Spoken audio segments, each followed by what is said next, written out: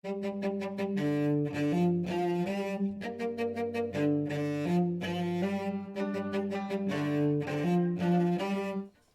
hello, welcome. Let me have another class from the database system 1 subject. Today we will be talking mainly about relational algebra, and we will start SQL. More precisely, I will be talking more deeply about joins. Okay, so I already mentioned the relational algebra in the previous lecture. I said that it's a basically foundation of SQL. So I will go a little bit more deeper into the operators that are defined in relational algebra, and I will explain them in a detail. So here on the right side you can see the whole list of all or almost all operators of relational algebra. So as you can see, the list is quite short, and I believe that in a half an hour I will explain all of them.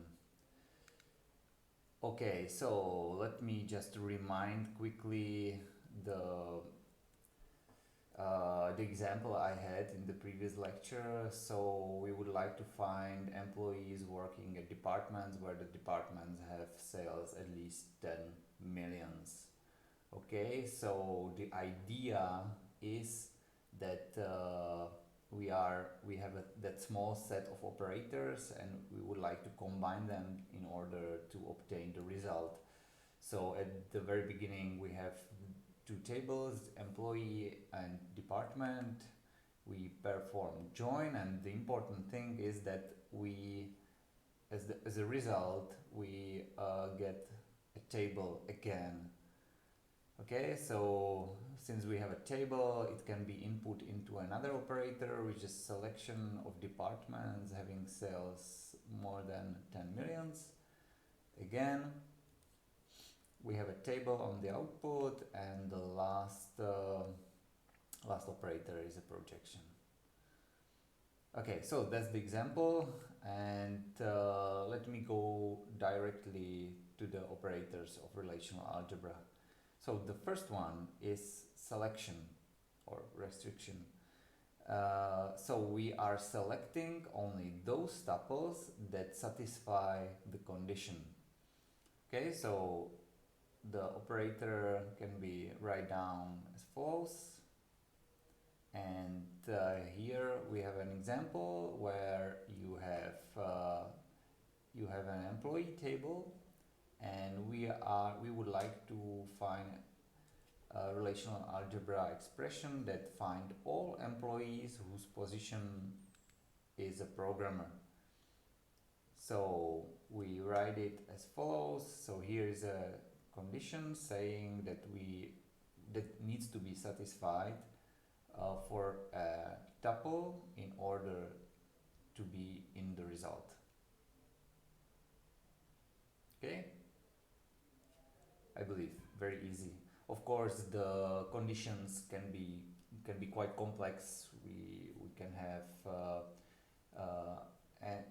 like Boolean algebra condition or Boolean conditions that are connected, where the predicates are connected using OR, and there can be negation and so on. Okay, the second operator is a projection. Again, very simple operator which just select those attributes that are in the list of attributes. Okay, so again we have an example where we are looking for IDs and names of all employees. Okay, so we are just selecting that ename attribute and EID attribute. So the relational algebra is as follows. and the result you can observe on the slide. Okay, and with the connection to a projection operator, what will happen if we would like to find all positions in the employee table.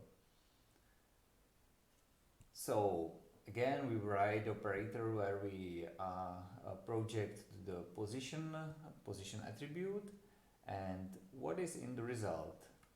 The result will have 3 tuples or just 2 tuples. Okay, programmer and manager. Okay, since we are working with sets, the result in relational algebra will have only 2 values. Okay, programmer and manager. Okay, there is again, since we are working with sets, okay, since sets cannot contain duplicates from the mathematical definition, the duplicates are automatically eliminated. Okay, so that's the example I was describing like right now. So here is that employee table, and we are applying the projection operator. On the other hand, if we are using SQL, which will be described shortly, and you have already tried simple SQL commands during the exercise, and I will write the same task or solution to the same task. So I'm looking for the positions in the employee table. The duplicates are not automatically eliminated. Okay, so if we would like to duplicate them automatically by database system, we need to put a distinct keyword into the SQL select. So that's one of few differences between relational algebra and SQL. Okay, so they are not completely equivalent in this matter. They are different. Okay, so the third operator is Cartesian product. Cartesian product is basically just combination of every item from one set with every item on the second set. Right, so it doesn't matter that we are having tuples in the sets, like in relations. It's just combination with every item of one set and another set. Okay, so even though that we have very small sets on the input, we can obtain quite a huge table on the output. So if we have like 100 employees and 10 departments, applying Cartesian product, we obtain 1000 rows in the result. And that Cartesian product is not very common in SQL, or I mean, it is not common to write SQL queries that contains just Cartesian product. But Cartesian product is basically the core of every join that I will describe very thoroughly in this lecture. So that's why I'm starting with Cartesian product right now. And if we would like to find all employees with position manager and add information about department, we can basically use just Cartesian product and selection, as we can see on this example. So we here we first perform combination of every employee in every department, and then we select just those rows where the department ID of employee equals to department ID of the department, right?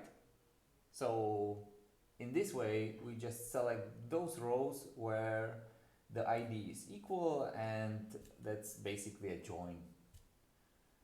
So again, Cartesian product is basically foundation of a join. And also we add a selection of managers because we are interested about managers in this task.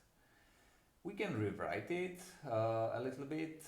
So I have an equivalent version of this relational algebra here. So as you can see, it is not important for the selection. So if we are selecting managers, it doesn't matter whether we do it after the Cartesian product or before Cartesian product. I mean, from the semantical point of view, of course. Okay, and so that's basically a join, and it is not common to express joins just using Cartesian product. And since the join is so important operation in database systems, relational algebra contains special operator for it. Okay, so that's our operator number 4, natural join, which combines two relations, and the combination is of course according to a certain condition. So we combine those tuples where the values of attributes having the same name is equal. Okay, so we do not explicitly specify according to which attributes we should combine the tuples, but we assume that the attributes having or which are important for the join, they have the same name. Okay, so that's the natural join. And here I have the same example I had on the previous slide. So I have that selection of managers and their information about their departments. So we can rewrite it maybe a little bit more in a more readable way using natural join. So we can observe it here. So this join condition basically disappear. Okay. It is not very common to use natural joins only in SQL and not even in relational algebra. So if we have two tables and we would like to join them, we explicitly state the condition according to which we are going to join these two tables. So we can, again, the same example, we are looking for managers and information about their departments. So in this case, we add the join condition again. Basically, it's very similar to the Cartesian product. And theta join, that's basically the join that we will be using in SQL. So that's the most important operator from these three operators. I mean, Cartesian product, natural join, and theta join. The theta join is the join. That's the join that is used in SQL. Okay, okay, that's what I just said. And if we think about it, the join is not an operator that is necessary to express something new in relational algebra. It is just the operator that is simplifying the understanding of the relational algebra queries, and basically it's the same in SQL. Okay, so we had selection, projection, Cartesian product, join operators, and right now we will be speaking about set operations. I believe that you can understand very easily these diagrams, and like you already know union, intersection, and difference between sets. What is important here that these, if we would like to, for example, do a union of two sets, we need to have relations having the same schema. Okay, it doesn't make a sense to do, for example, union of employees and departments. Okay, they have different attributes, and what will be the result? It doesn't make a sense. So it has to have the same attributes, attribute names, and so on, in order to be able to do unions, intersection, and difference. Okay, intersection is it can be understood somehow as a different way or different type of join. Okay, so if the schemas are the same and we are doing the join between two relations, it basically equal to intersection. So we are selecting just those rows that are having the same values in the tuples. So basically intersection can be expressed in using other operators. However, it is good to have it in the set of operators because it is very understandable. Okay. So basically that's it. I believe that it was even faster than 20 minutes. So these were the basic operators of relational algebra, which make the core of the relational algebra language, of course, which is a foundation of SQL language. I believe very easy, right? I believe that every single operator is very understandable. I will show one more example where it is maybe becomes a little bit more difficult, but it's still like every single operator is very easy to be in. It's very easy to use it. Okay, and let me note something about relational algebra.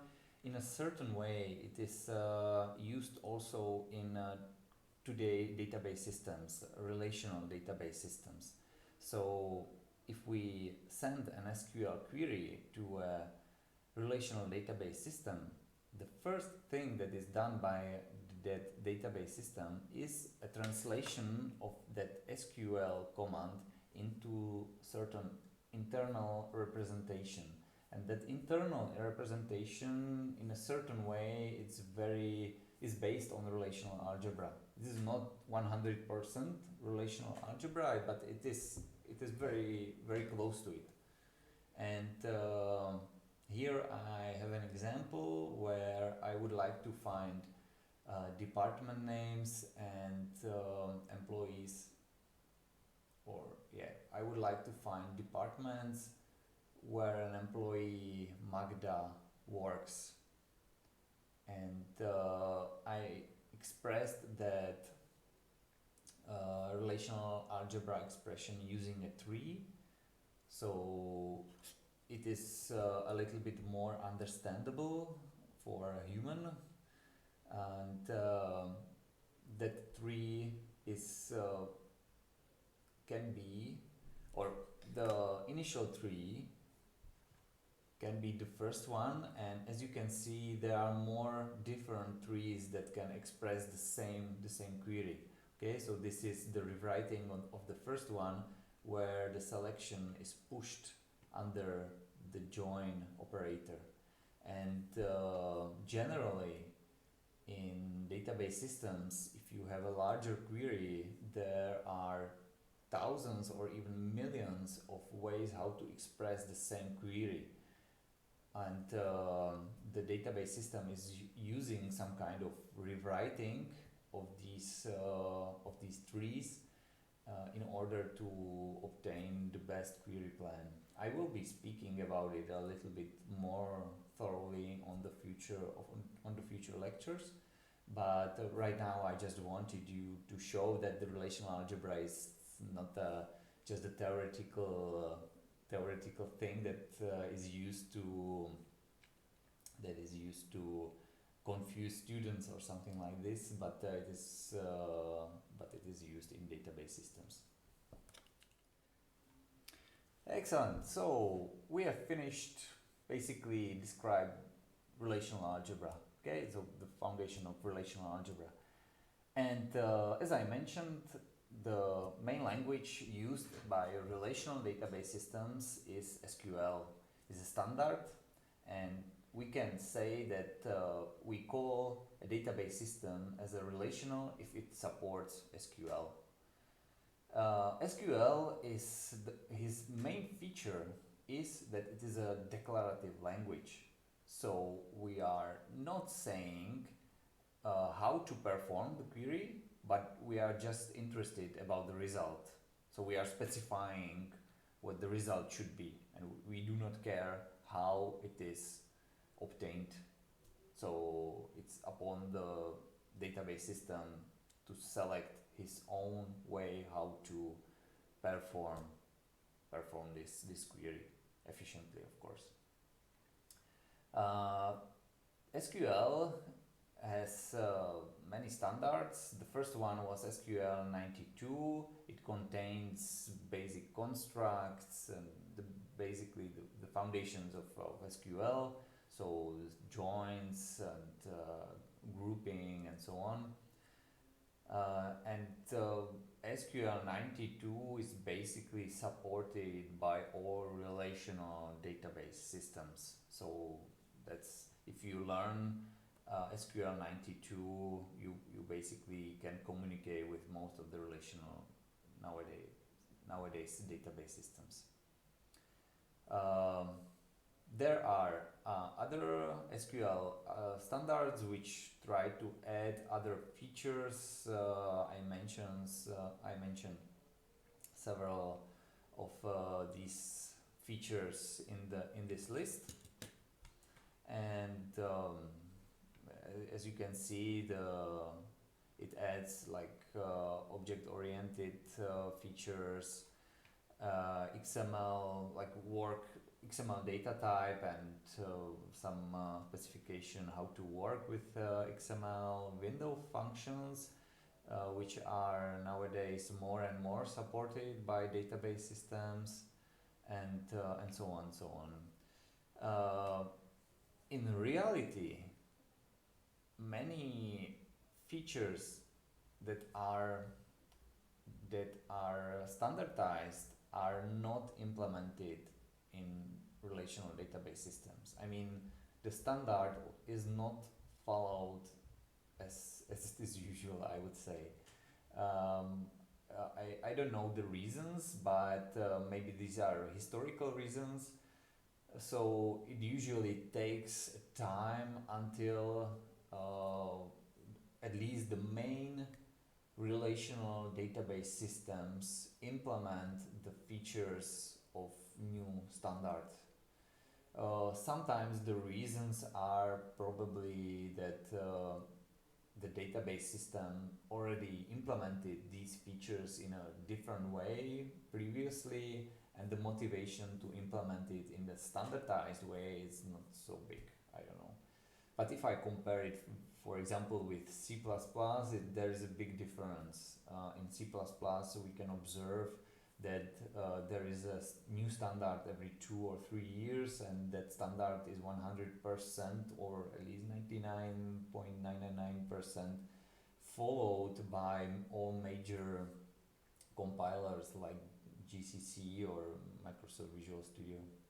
So that's not the situation in databases. Okay, so that's the reality, and you have to be prepared that it is like that. Okay, so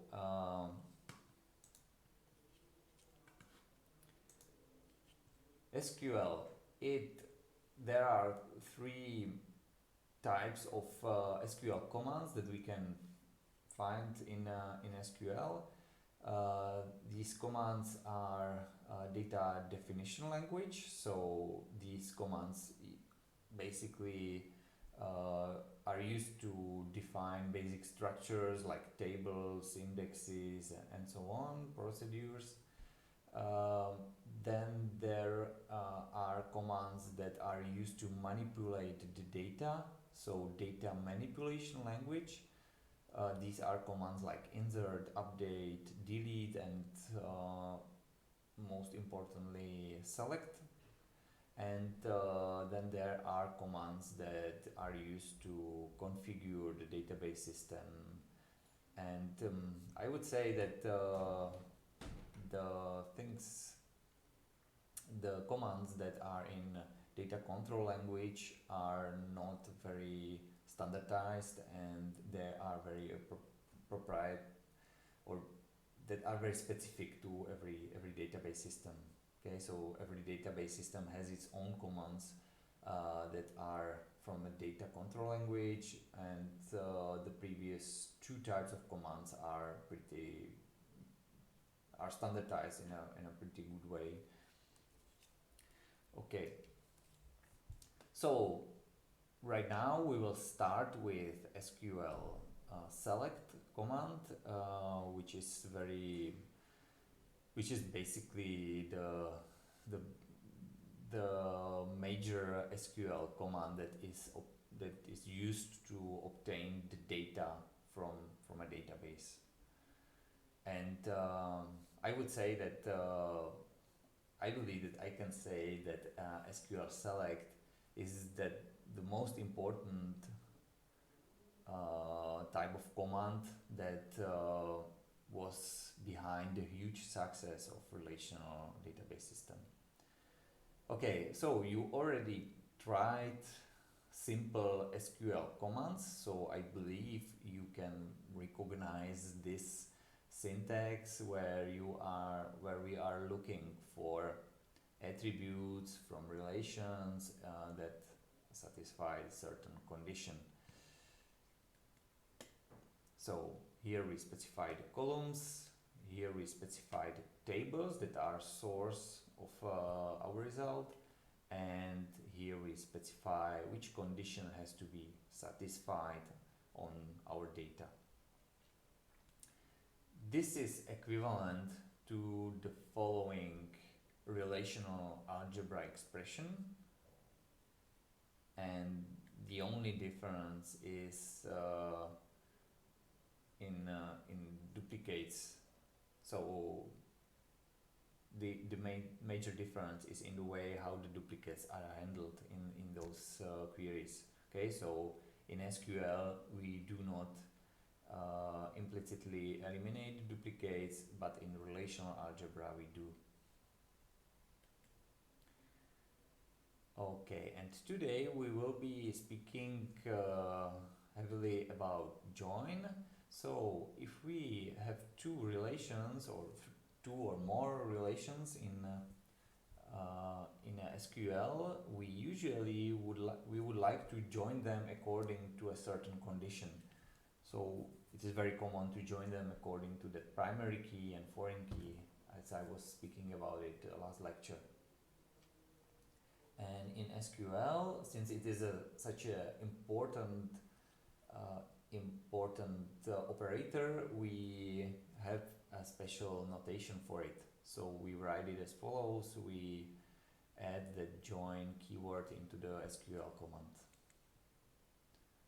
So like this, It's basically a theta join, and this is the equivalent relational algebra query.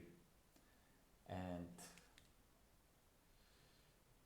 so, okay, I will be speaking about more specific examples of joins, how it works, how it is joined together, and some details will be mentioned. And in exercises, you will be doing joins as well. You will be working with this Sakila database. I believe that you already created this database in your school database that you have, and this Sakila database is accessible also in other database systems. It was originally designed for MySQL, so if you would like to try, for example, your SQL queries that you are doing on exercises on different database systems, don't hesitate and create this Sakila database also on, for example, MySQL, and try it by yourself. Okay, during the lectures I will be mainly using this database model. So it is a very simple database where we have students and subjects, and there is a middle table between them, studies. So it represents one row in this table represents a fact that a student was studying a certain subject. Okay, so let me start with the first example. I would like to find a name of students and also SUID of a subject which the student studied. Okay, so let me go to the management studio and write this query. So we are looking for all students. So I have 8 students in my database, and as you can see, I do not have subject IDs in this result. So if I would like to add it, I need to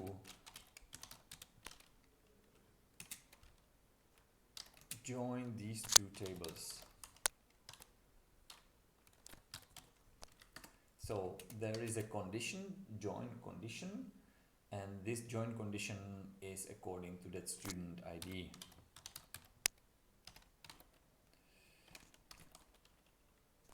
Okay, so don't be nervous about the fact that he is underlining certain keywords in or certain names in my SQL.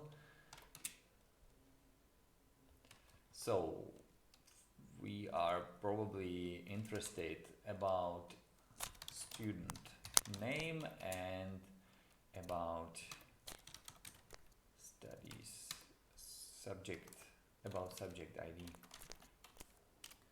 So if I run it, you can see that the result is larger, and that's because students studied certain subjects several times, or I mean that every student has more than one subject, so he repeats for every studies that he has. Okay, so this is a simple join.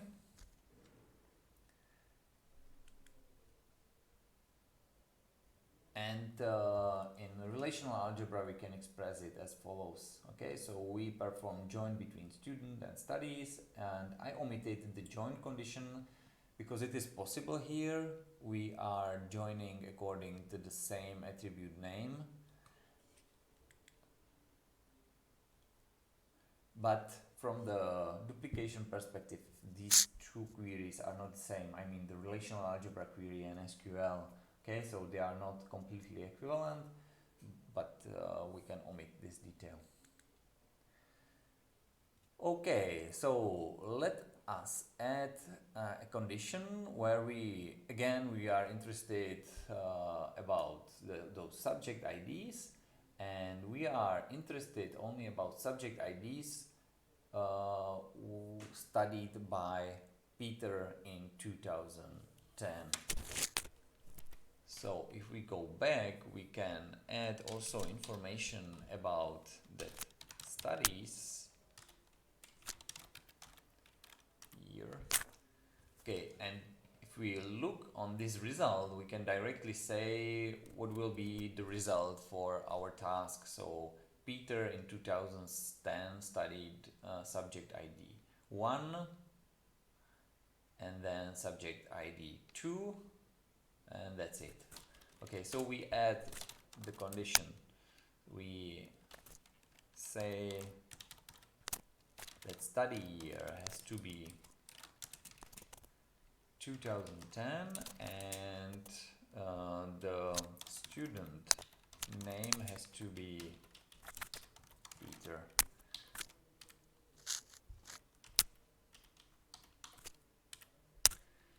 Okay, and you can see that there are certain things that it's a little bit small, isn't it? I hope you can see it. Okay, let me make it bigger. Hope that you can see it right now. And we can see that string is written using parentheses and apostrophes, and the integer value is without apostrophe. Okay, so there are some data types, of course, in like every attribute has its own data type, and we should use appropriate data type when we are writing the values. I believe that it's common in also other languages, programming languages that you have used, so we do not have to explain this. Okay, so again, here is the SQL command, and here is the relational algebra command. Okay, and let me go a little bit more deeper into the way how it is performed in relational algebra data, or in database system, sorry. So at the very beginning we have these two tables, student and study tables, and I also have on the slide the original SQL command and the corresponding relational algebra expression. So the first step is a join of these two tables. So they are joined according to the student ID. So as you can see on this slide, and I also highlighted the part of SQL command that corresponds to this operation in SQL and in relational algebra as well. So again, we have one operation that has tables on the input and table on the output. So this table, which is on the output, is input for another operation. Another operation is a selection. I will mention it. But what we can see on this example is that basically we have that study table that contains those student IDs. So it references these students, and during the join we basically translated the student ID into the whole row. Okay, so all the informations or the values from the student are now part of the study row. So if I say it in a different way, I basically edit all the information about the student referenced by this student ID. I edit all the attribute values into the same row. Okay, so there is not only a reference but also the remaining attributes.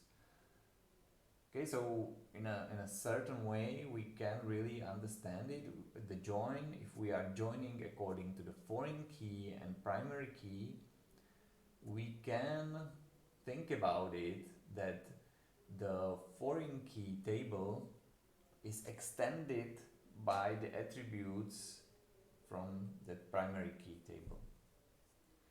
And of course it introduces duplication.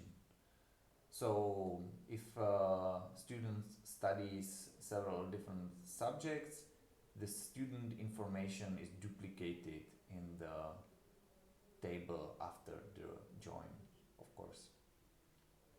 Okay, so now I have this one big table containing all the joined tables, and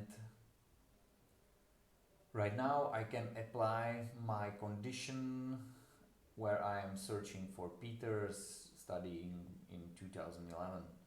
So I have only one row in my example, and this row is again, it's basically a table with one row, and it is an input for the last operator, which is a projection, where I select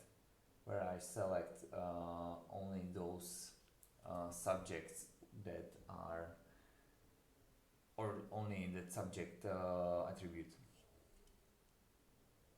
Ta-da, and that's the result, right? So in database system, it is not performed in this order, but it is important that semantically the order is important.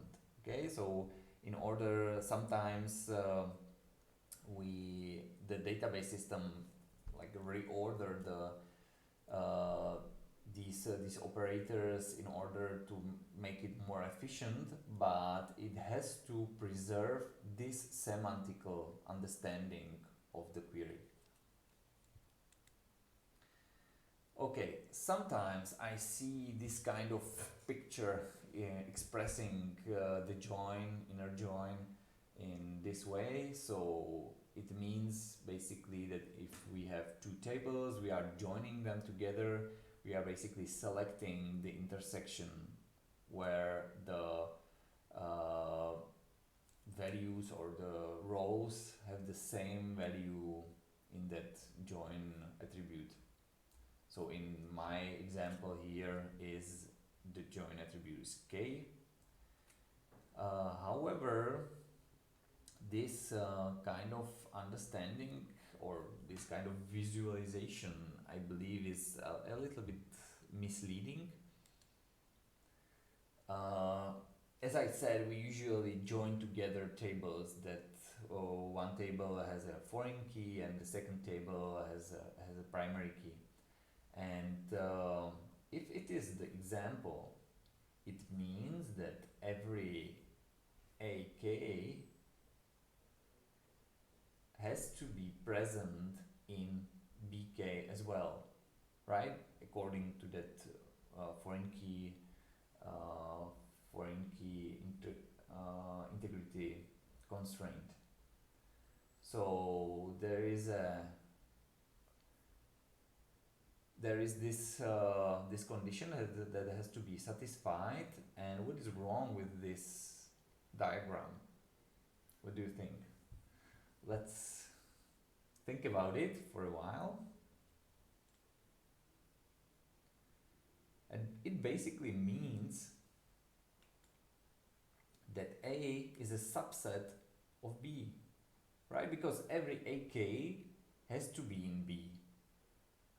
And this is not very accurate as well, because if you think about it again, then this A relation in our previous examples was basically that studies table, which is usually much more larger than the student table, right? Because students studies many times different subjects.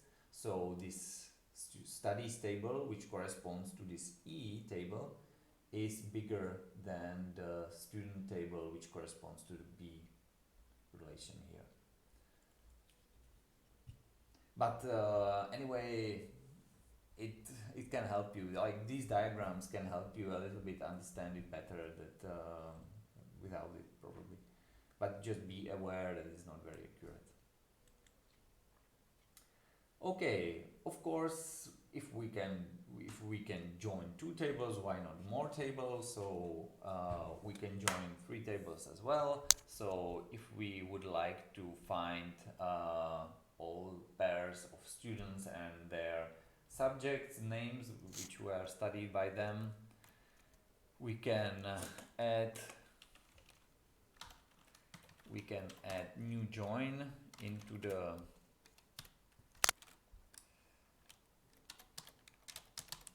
SQL. So now we will be joining about subject IDs.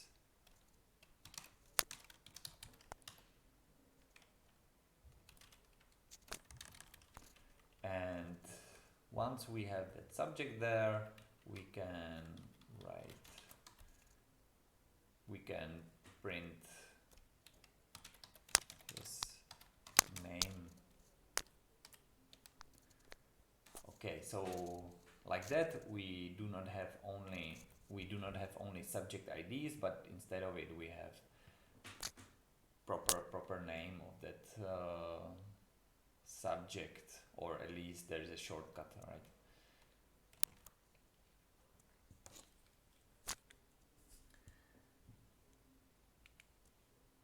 Okay, so we can add as many joins as needed into an SQL command.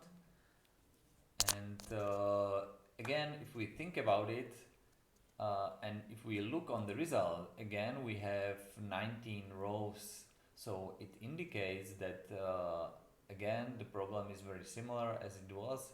So the studies table is the most fundamental table that is dictating number of rows in the result. So we are basically extending, like we have that studies table, and we are extending the studies table with subject names and also by student names. Okay, so we are translating the foreign keys that are in the subject table, and we are adding also other attributes of those subjects and students. But the number of rows is the number of rows in the subject table.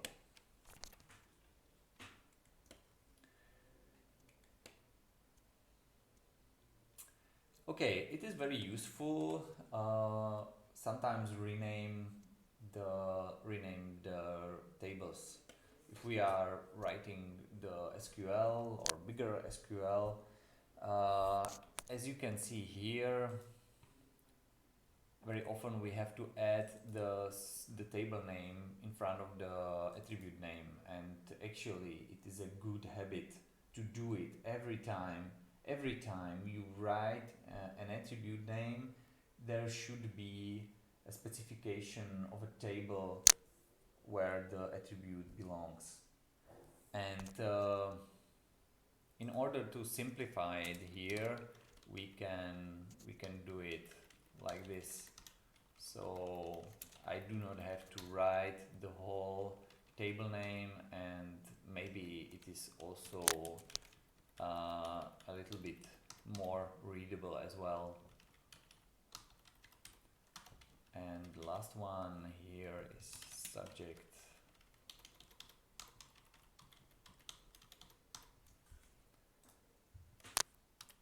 And the result of course the same.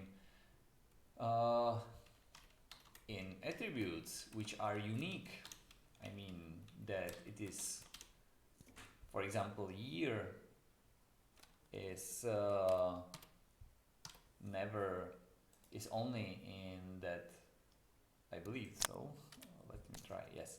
So the year attribute is only in that studies table. Okay, so it's unique, and we do not have to specify the table name in this case. But anyway, again, as I said, is a bad habit. And if you would like to make your SQL queries understandable, it is always good to write the table name in front of it. So again, it was, yeah, study stable, right? Fine, so these are aliases. And the join does not have to be always only according to the primary key and foreign key. So that's the most common case, right? But there can be also other examples of reasonable queries where it is not the case. So I have one example here where I would like to find all pairs of students having the same birth year. And let me try. So I will be joining the student table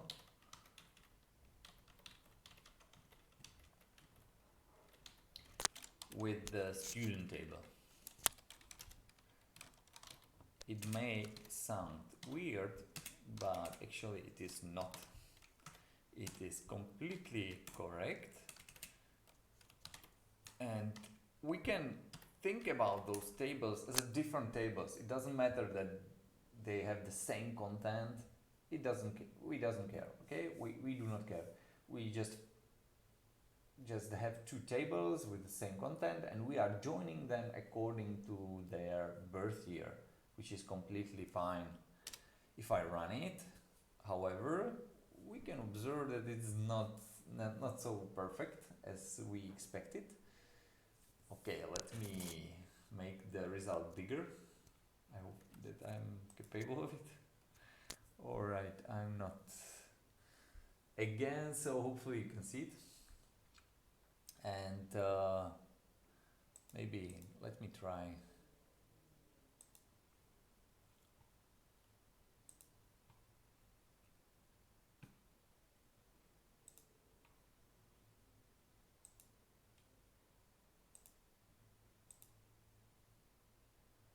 Okay, so nothing changed. Whatever. Okay, if we look closer, there are pairs of students having the same name. So these are the same students, of course. Okay, so how to avoid it? We can avoid it simply by saying that we do not want to have the same attributes there, or the same students in one row.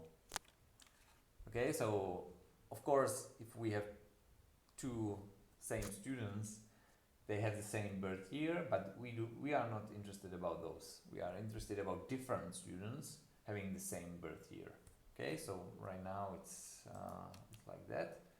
Okay, now it is better, but again it is not completely perfect. Again, I'm not sure whether you can see it or not, but there are pairs like Peter and Eva and Peter. Okay, so they are switched. Okay, can you come with a solution which avoid the pairs that are just reversed? Think about it, maybe pause the video.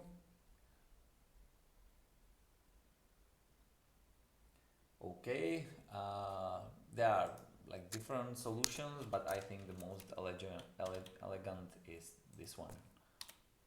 Okay, right now we have just those different students that have the same birth year and only once. Okay, every pair is there only once. Fine, so that's what I have just in my slides, so I will skip it. And yeah, maybe also another thing related to this self-join and generally to joins is that very often we will be joining according to that foreign key and primary key, and our data models, our databases that we provide, that are provided to you by us, are databases that follow the convention that the primary key that is referenced by a foreign key has these attributes has the same name. Okay, so when you will be writing SQL commands with joins that are joining tables together according foreign keys and primary keys, make sure that you have the same attributes names in the join condition. That is a very often a source of bugs in SQL queries, at least from the very beginning, and sometimes even for advanced developers, it's common to copy paste, and rewrite. So make sure that you have the same attribute names on both sides in that join condition. Okay. Okay, so I was speaking about joining a lot. I hope you already understand the ideas behind joins between tables. And right now, let me extend it a little bit. So until now, we were speaking only about inner joins, which means that if we are joining two tables, like this one, like student and study, we are interested only about those rows where the values exists, like the joining values exists in both tables. So for example, in my example, if Ivana was too lazy and she didn't study anything, she is missing in my she's missing in the result after the inner join. So basically we say that she's eliminated, and that's one of the features that is inherent in joins. And another feature is that every join multiplicates rows. Okay, I was speaking about it when I was explaining in a detail the join, that the rows which are on the primary key table side, these rows are usually duplicated by the other side. Okay, so these are two major features that are in every inner join. And sometimes we would like not to eliminate students like Ivana. Okay, we would like to keep Ivana in the result, and it is called auto join, and that's what I will be speaking about right now. So the auto join, basically it joins also Ivana in the result, and she add the join, like that auto join, add null values into attributes that are created in the result table and in the Ivana case. Okay, there are two types of auto joins. There are left or right auto join or full auto join.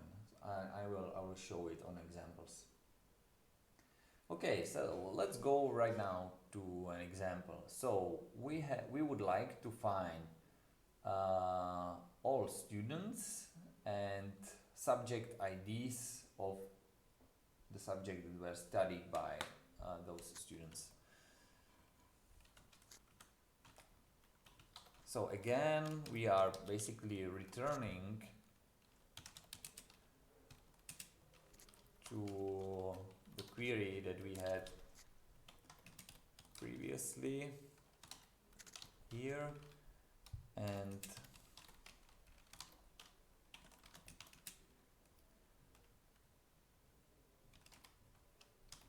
right now we are not going to join. We are not going to do just the inner join, but okay, let me just first do the inner join. So we have 19 results in the result, and let me do the auto join instead, and as we can see, there are two students added into the result. There is a Karel and Olaf. So these were the lazy students who didn't study anything, and these students have null values in that SUID, so we know that they didn't study anything, but they are in the result. They are not omitted by that outer join as it was in the inner join. Okay?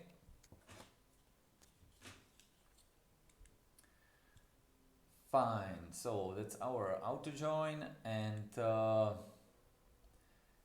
things get a little bit more complicated if we would like to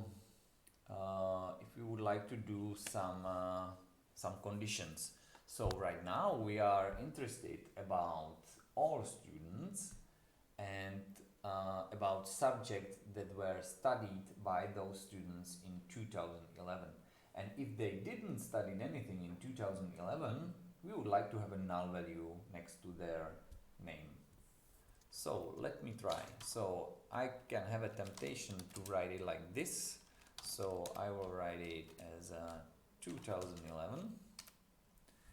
And as you can see, I am missing basically most of my students in the result. And the reason why is that is related to the order of these constructs. So that join is semantically interpreted first, and the where clause is interpreted second. Okay, so basically the preference is in this order. So join is interpreted first, and where follows. And the result, let me add, so I didn't edit table name here. I said that it's important to do it, and I'm not doing it, so sorry for that. Let me edit. Okay, so if I run this, I can see that I have a null value in that year in certain rows, and of course also there are students which are studying something in different years but not in 2011, and basically he first run this part of query, so this is the result that he obtains from it, and then he applies the condition. And as you can see, he has to eliminate all these rows because they do not have 2011 in them, right? So we would like to do something different. We would like to do the join, the outer join, and we would like make this condition to be part of that outer join. Okay?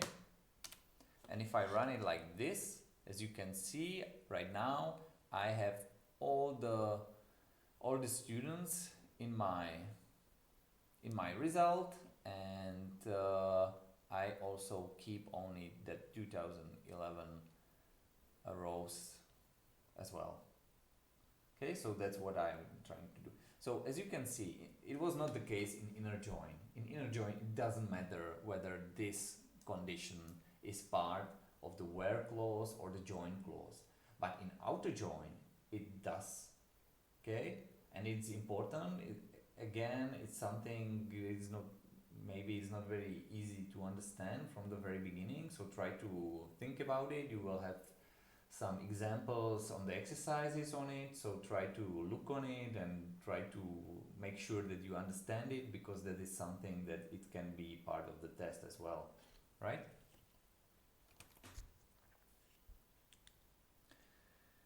Okay, so as I said, this is not correct. We should make it part of the outer join condition. Fine.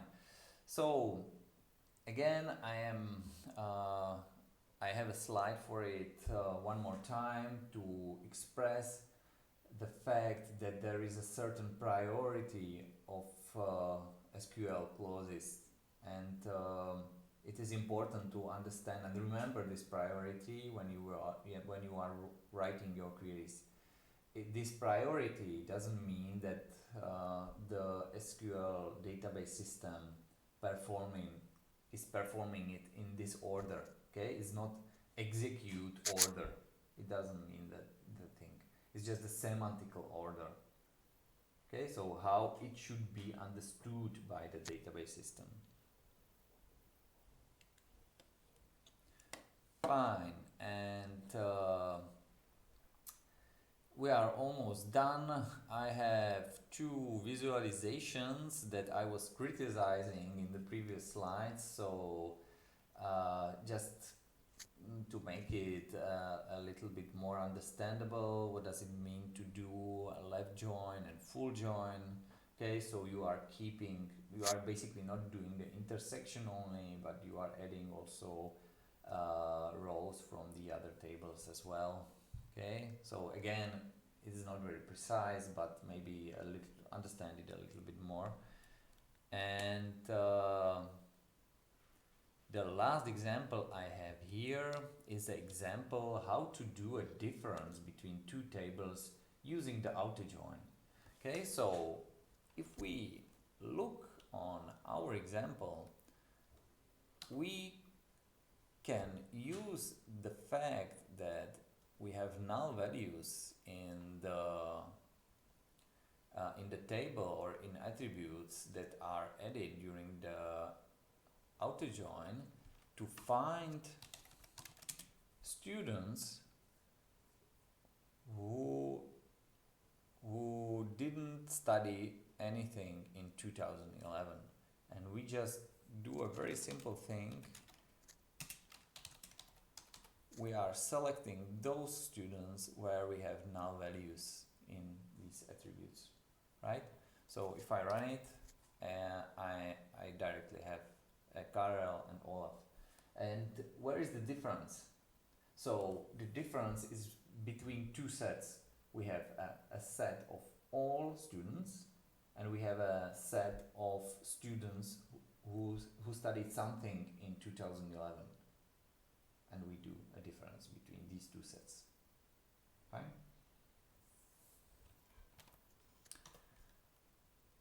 Okay, in the following lectures I will show also other ways how to express difference. This is just one way how to express it in SQL, and we will be using not exist and other constructs as well. Okay, that's all. That's everything for today. I hope you understood me. I'm sorry for my English, it's not perfect, but I believe that it is understandable. If you have any questions, don't hesitate to ask me.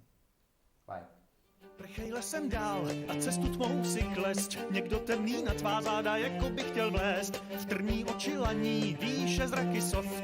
Vzadu zeje jeho oko jako černý nov. A on je stále blíž a už po tobě chmát. Jeho blízkost po planetě jak potoční chlad. Snad je trochu rys, co nosí hlavu víra, která hledí temným okem, co se nezavírá.